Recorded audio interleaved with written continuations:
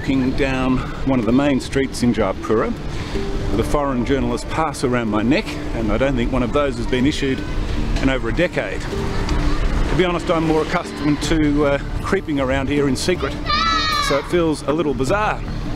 But Indonesia says this place has changed. I've agreed to a condition or two, but otherwise I'm here to test that proposition, and we'll see how far I get. I'm here as a guest of Frans Albert Joku and Nick Messett. No, that's not a military. For decades, both of them were senior members of the outlawed independence movement. Nothing much. In a surprise move to their former comrades, they both returned from exile several years ago and since last year began working as advisors to the Politics and Security Ministry, spruiking Indonesia's message at various international forums. In that capacity, I met them a few months ago in a heated exchange at the Indonesian consulate in Sydney. The world will not come to our aid, Mark. You know that. We have to do it ourselves from within. They will never. This is very changed, Mark. But who can go there? You can come with me. Go there. You can come with me on Monday. If you want to can come with us on Monday. SBS get you a ticket and come with me on Monday? I will take you to Papua. Yeah. That sparring ultimately led, to my surprise, to a visa. Well, I don't know how you did it, but thank you. If people like us, considered a threat to the state of Indonesia, can become citizens again, I don't think it's so difficult bringing Mark Davis into Indonesia. Yeah. As you can see, journalists are not banned, but you go through the correct channels. Come on, Frans. This is...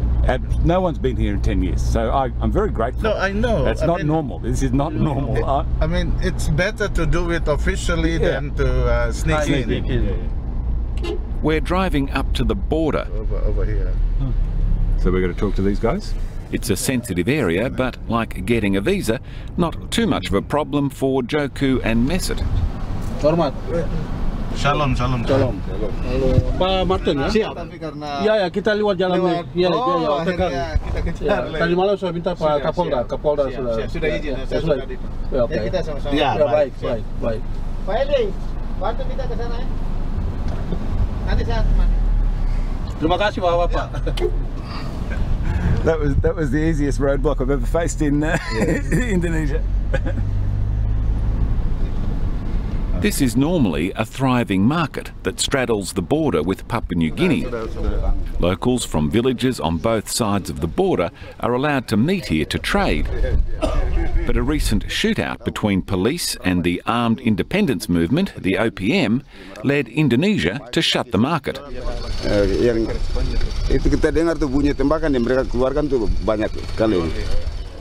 The banned West Papuan flag was raised here, the most common act of rebellion in the province, and a firefight broke out. One policeman injured and reportedly 3 Papuans killed. Nanti itu semua Pak Kapolres yang menjawab. Jelaskan yang ini kejadian waktu itu. Kerjanya kalau itu. Buat through office belum Yumi tuh kamu apa? In coming to this province, I made 2 specific pledges: that I wouldn't film or contact the armed resistance, and that I would fairly represent Indonesia's position. Oh, you? What I didn't agree to was being constantly followed and filmed by seen and unseen forces. It's still extremely tense here, but Frans Albert sticks to his word to show me the places I want to see.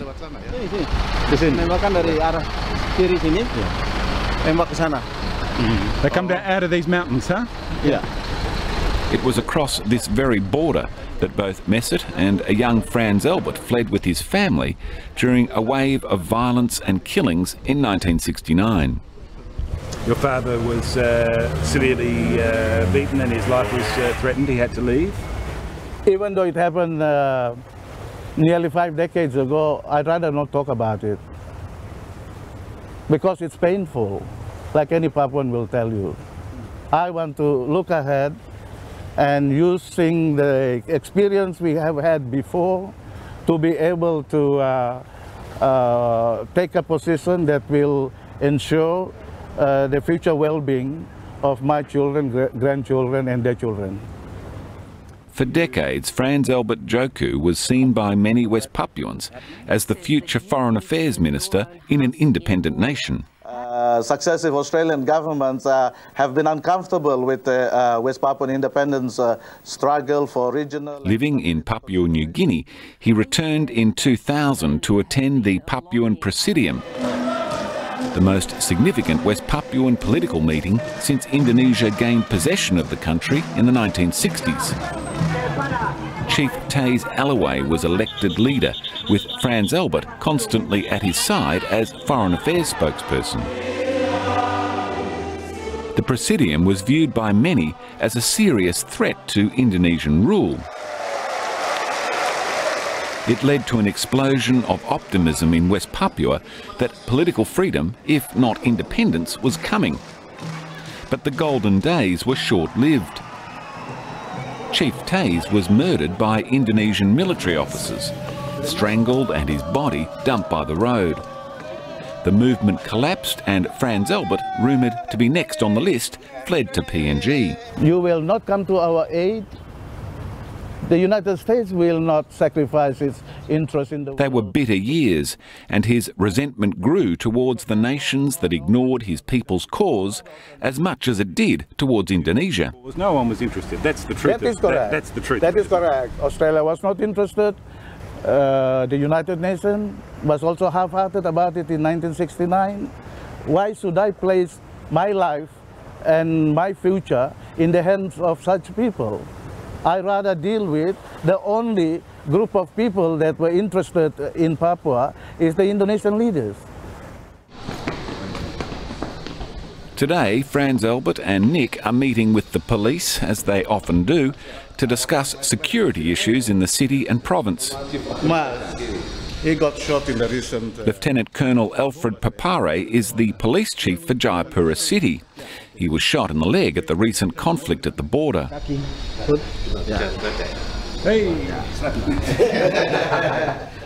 As a former activist, I must clear my name. I cannot come here and hide in seclusion. I have to liaise with the authorities here. For many Papuans, Franz Albert liaises a little too much with authorities here, but for him, Indonesia is now the only relevant power to affect change in Papua.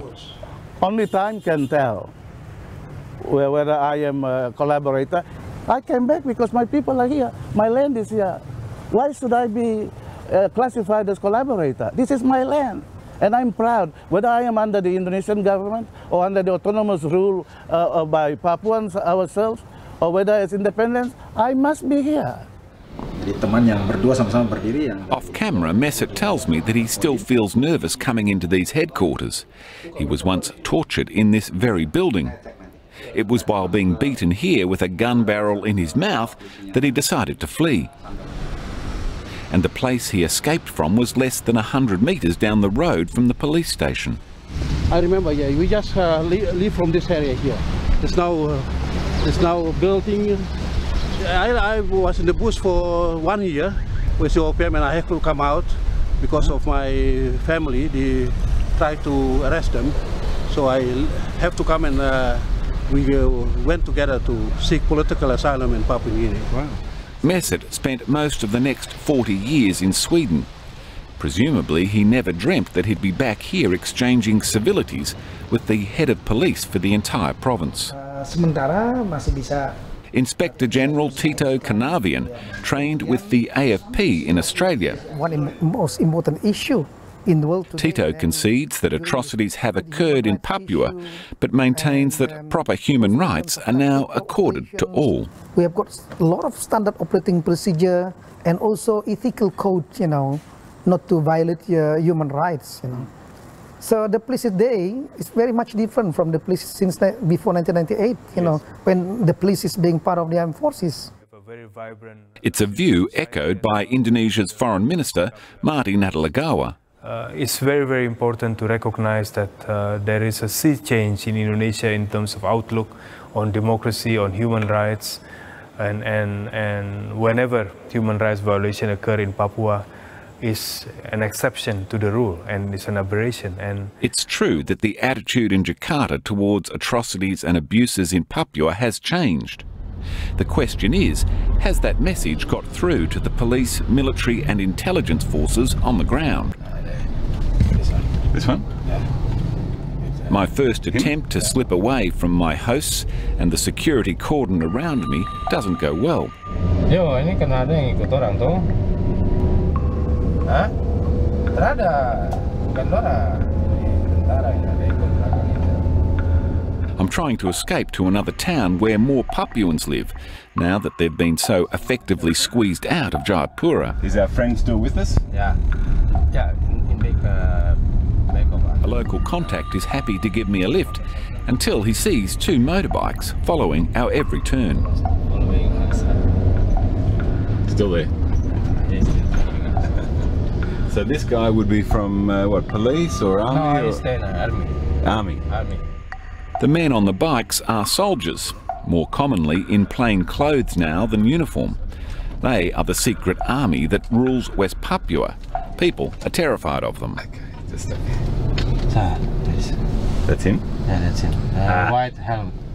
Yeah. To put it bluntly, it would be highly unlikely that a policeman would kill you in West Papua today, but these guys might. So he'll be stay down there watching us until we go again. Yeah, he's watching us. He's watching us. Yeah, he's watching. It's too risky for my friend to remain with me, and he drops me in a nearby town where I find other means of transport. I make my way to a student recently bashed by police and now in hiding in fear of his life. Pakai senjata, pukul senjata juga dong pukul, terus pakai tangan juga. Pokoknya barang-barang yang dong bawa. Yali was organising a protest for 50 political prisoners who are locked up in Jayapura. Senjata juga dong pukul. When he and a friend approached the police to seek permission to cross a road, they were both seized and beaten in custody with staggering ferocity.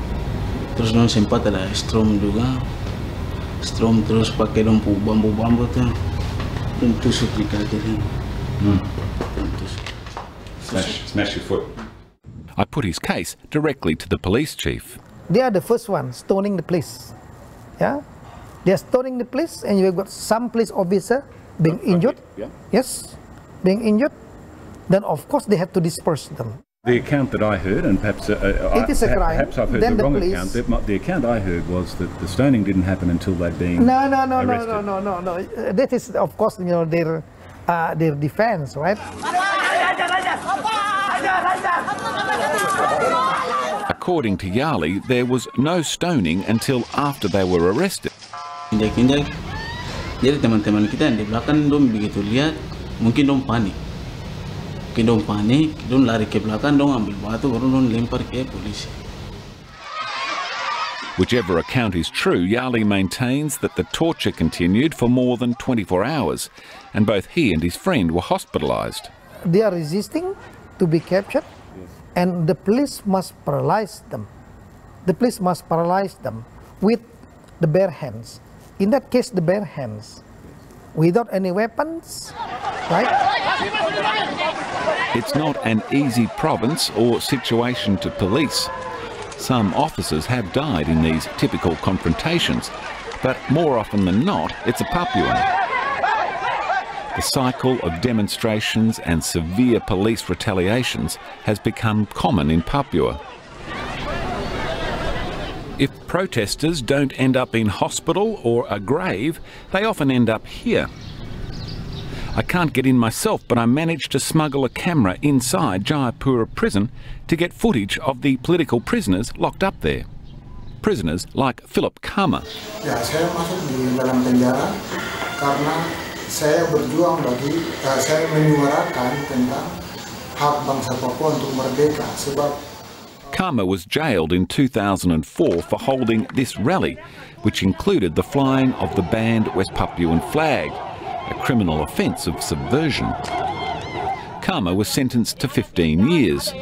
Dozens of others are imprisoned with him for similar offences and for expressing similar views. Sudah banyak orang Papua dibunuh, dianiaya, dan itu disembunyikan oleh Indonesia selama ini. Perlakuannya sangat kejam dan sangat keji di kampung-kampung. Jadi kalau teman-teman di luar negeri terlambat, ini mungkin bangsa Papua akan punah. Edison Waromi declared himself Prime Minister of West Papua after a vote at a rally in 2011. He was sent here the next day. Selagi masih ada tahanan politik Papua Barat, itu berarti adalah pembungkaman demokrasi, itu adalah For Chorus Yaboyzambat met the same fate for organising the same 2011 rally. Bunyi tembakan langsung semua yang di lapangan itu panik dan ada yang lari dan tembak 3 orang. Ya, Bapak ditahan karena berjuang untuk melepaskan Papua dari negara kesatuan Republik Indonesia. For Chorus's daughter, Ola, has gathered a group of her father's friends who were arrested with him and have since been released. Kami dibunuh, dibantai, disiksa, hak kekayaan kami dirampas. I've taken measures to avoid being followed, but all of these people are taking a risk in coming to see me. Teman-teman polisi, teman-teman petapa ditembak mati. For them, it's a risk worth taking for the world to know what happened to them. Sampai ada sebagai bukti, kami juga disiksa. Sampai ada bukti-bukti. Ini kenang-kenang Kongres biji mata keluar sampai ada bekas ini. At a peaceful rally on a school sport field, Ola's father had summoned what he called the Third Papuan Congress, as troops gathered ominously outside. There was a conference, illegal conference, so it can be dismissed.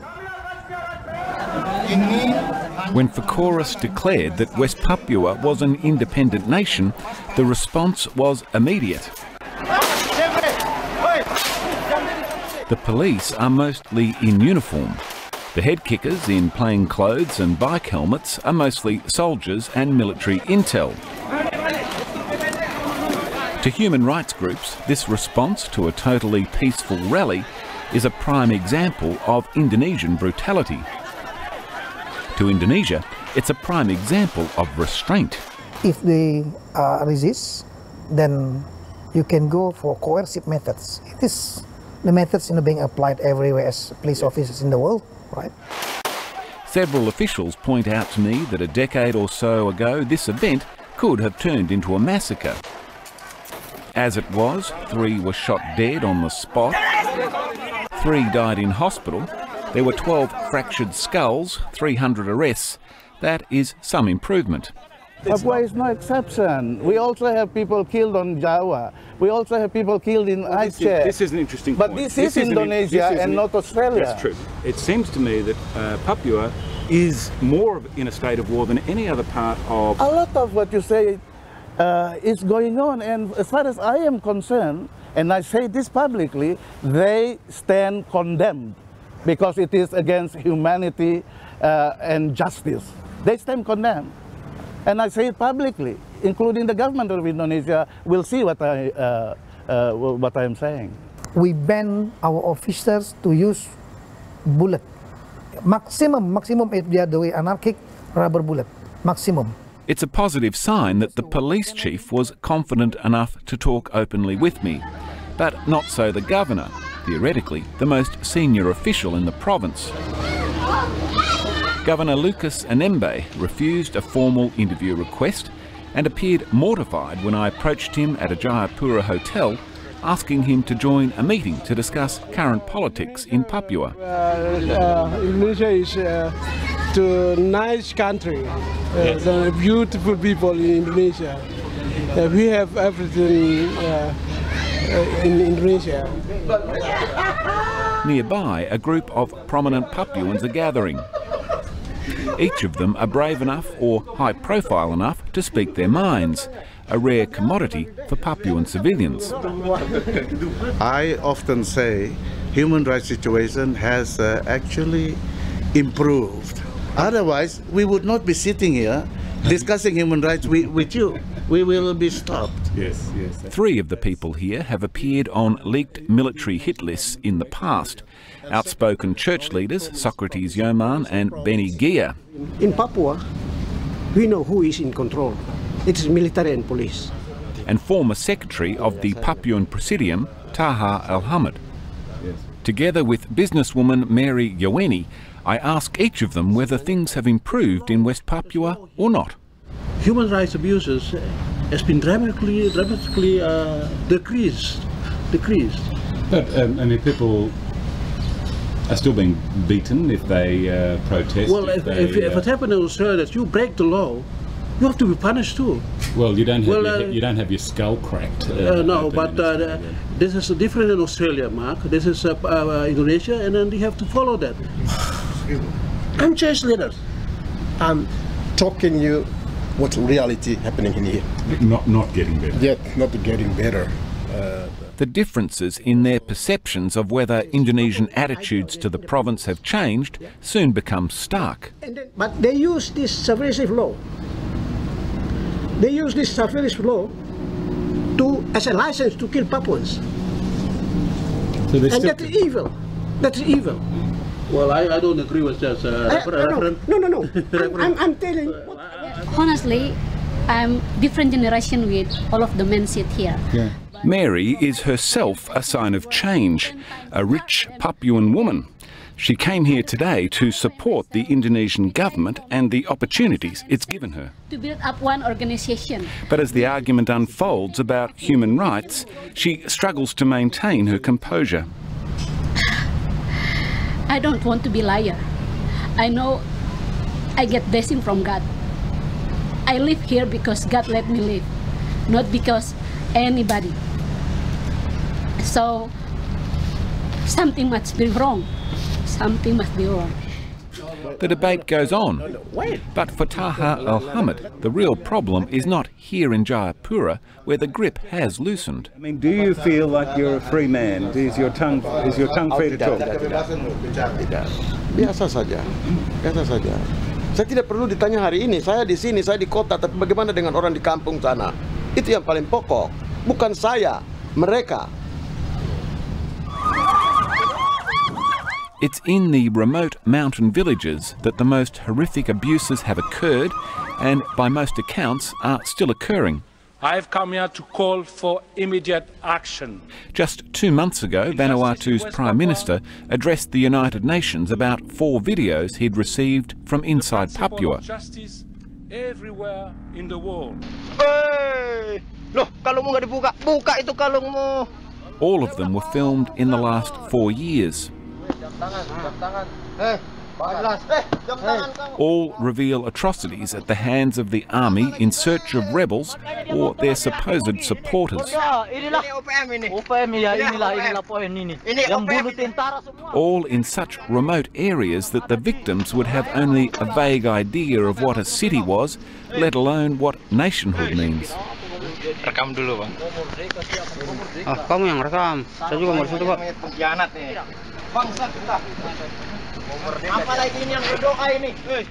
None of them far from being first contact regions, and this is their introduction to the world. Hey, kau diam tidak? Saya potong nanti.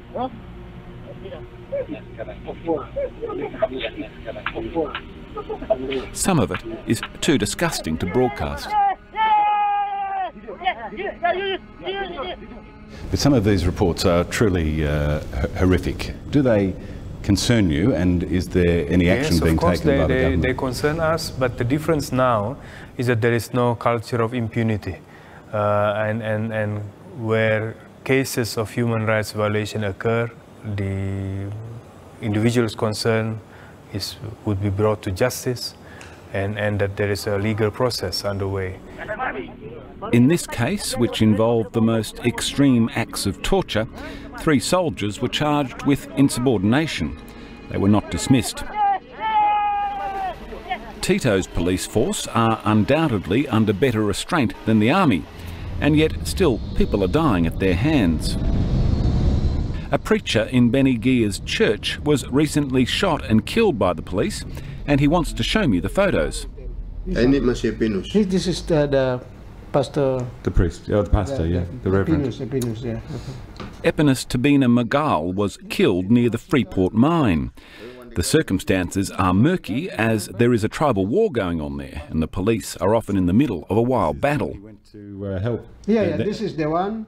Benny's witness claims that the preacher was shot in cold blood while trying to photograph the body of another victim. It's a claim the police deny. But Benny has another photo which is more surprising to me. This is Just 2 days before came news of a police shooting in a remote location. Yeah, I heard this. This is yesterday, or the day before yesterday. Yeah. And this one is he's dead. He's dead. Are they? They're not saying he's dead though. Investigating officers swore to me that only rubber bullets were used to disperse a rowdy crowd, in keeping with current regulations. They said this is, they use rubber bullets. Rubber bullets, that's right, rubber bullets. And only light injuries ensued. Because I spoke to the police chief on this one. No one died. That's what he said. He said no one died. He did say that, but I think we live in different world, using different logics, different eyes, different kita pakai akal sehat yang beda. See?